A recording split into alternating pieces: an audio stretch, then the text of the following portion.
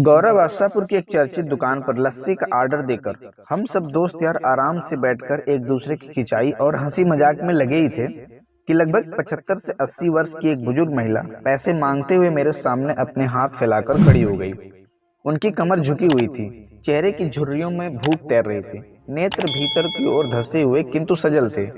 उनको देखकर मन में न जाने क्या आया कि मैंने अपनी जेब से सिक्के निकालने के लिए डाला हुआ हाथ वापस खींचते हुए उनसे पूछ लिया, दादी जी लस्सी पियेंगी? मेरी इस बात पर दादी कम अचंभित हुई और मेरे मित्र अधिक, क्योंकि अगर मैं उनको पैसे देता तो 5 या 10 रुपए ही देता, लेकिन लस्सी तो 30 रुपए की एक है। इसलिए लस्सी पिलाने से मेरे गरीब हो जाने की और उस बूढ़ी दादी के द्वारा मुझे ठग कर अमीर हो जाने की संभावना बहुत अधिक बढ़ गई थी। दादी ने संकुचाते हुए हामी भरी और अपने पास जो मांगकर जमा किए हुए 6-7 रुपए थे वो अपने कांपते हाथों से मेरे ओर बढ़ाए। मुझे कुछ समझ में नहीं आया और मैंने उनसे पूछ लिया, ये किस लिए? इनको मिलाकर मेरी लस्सी के पैसे चुका देना बाबूजी।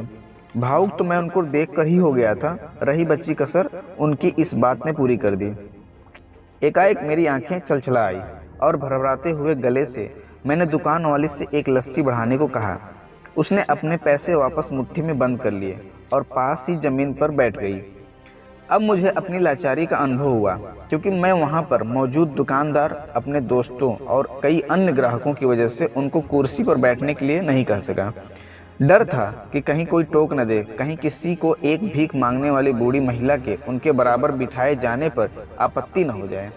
लेकिन वो कुर्सी जिस पर मैं बैठा था मुझे काट रही थी। लस्सी कुल्हड़ों में भरकर हम सब मित्रों और बूढ़ी दादी के हाथों में आते ही मैं अपना कुल्हड़ पकड़कर दादी के पास ही जमीन पर बैठ गया, क्योंकि ऐसा करने के लिए तो मैं स्वतंत्र था, इससे किसी को आपत्ति नहीं हो सकती थी।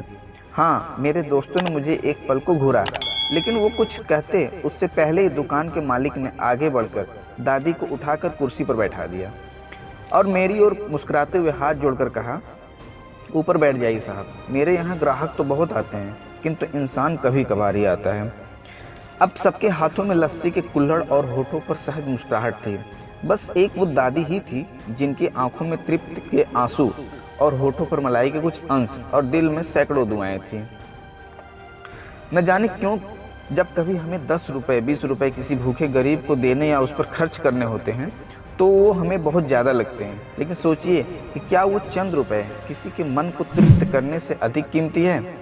जब कभी अवसर मिले ऐसे दयापूर्ण और करुणामय काम करते रहें, भले कोई आपका साथ दे या ना दे।